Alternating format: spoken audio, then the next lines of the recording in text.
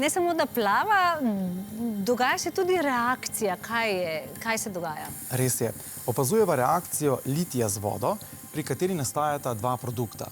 Plinasti vodik, ki ga opaziva kot mehurčke, nastala pa je tudi vodna raztopina litijevega hidroksida, torej raztopina baze, ki jo bom sedaj skušal dokazati z indikatorjem fenolftaleinom. Če dodam indikator v čašo, opaziva nekaj posebnega. Lepo roza vijolično barvo. Res je.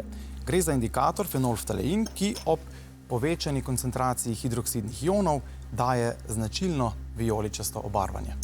Kaj še kaj takega, kar nam lahko poveš o litiju, kar je tisto zanimivo, kar ga dela tako posebnega?